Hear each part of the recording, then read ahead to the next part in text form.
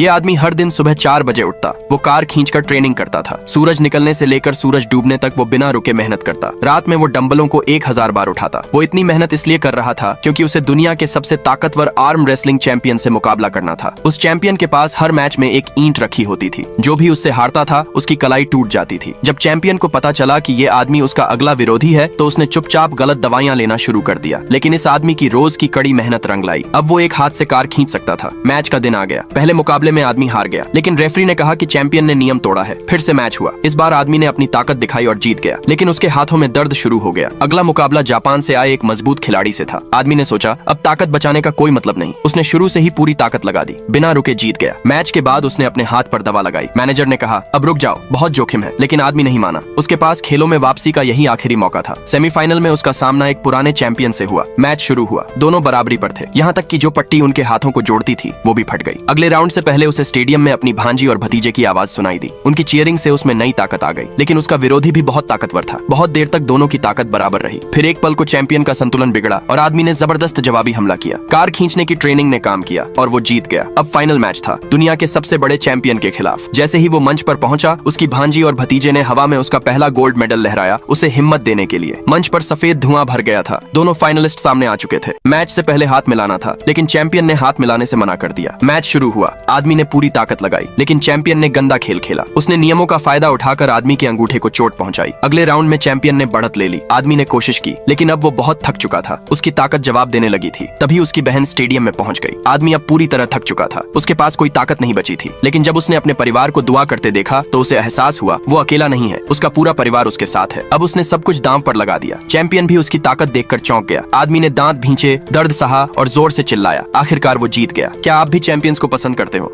ये आदमी हर दिन सुबह 4 बजे उठता, वो कार खींचकर ट्रेनिंग करता था। सूरज निकलने से लेकर सूरज डूबने तक वो बिना रुके मेहनत करता। रात में वो डंबलों को 1000 बार उठाता। वो इतनी मेहनत इसलिए कर रहा था क्योंकि उसे दुनिया के सबसे ताकतवर आर्म रेसलिंग चैंपियन से मुकाबला करना था। उस चैंपियन के पास हर मैच में एक ईंट रखी होती थी। जो भी उससे हारता था उसकी कलाई टूट जाती थी। जब चैंपियन को पता चला कि ये आदमी उसका अगला विरोधी है तो उसने चुपचाप गलत दवाइयां लेना शुरू कर दिया। लेकिन इस आदमी की रोज की कड़ी मेहनत रंग लाई। अब वो एक हाथ से कार खींच सकता था। मैच का दिन आ गया। पहले मुकाबले में आदमी हार गया, लेकिन रेफरी ने कहा कि चैंपियन ने नियम तोड़ा है। फिर से मैच हुआ। इस बार आदमी ने अपनी ताकत दिखाई और जीत गया, लेकिन उसके हाथों में दर्द शुरू हो गया। अगला मुकाबला जापान से आए एक मजबूत खिलाड़ी से था। आदमी ने सोचा अब ताकत बचाने का कोई मतलब नहीं। उसने शुरू से ही पूरी ताकत लगा दी, बिना रुके जीत गया। मैच के बाद उसने अपने हाथ पर दवा लगाई। मैनेजर ने कहा अब रुक जाओ, बहुत जोखिम है, लेकिन आदमी नहीं माना। उसके पास खेलों में वापसी का यही आखिरी मौका था। सेमीफाइनल में उसका सामना एक पुराने चैंपियन से हुआ। मैच शुरू हुआ। दोनों बराबरी पर थे, यहाँ तक कि जो पट्टी उनके हाथों को जोड़ती थी वो भी फट गई। अगले राउंड से पहले उसे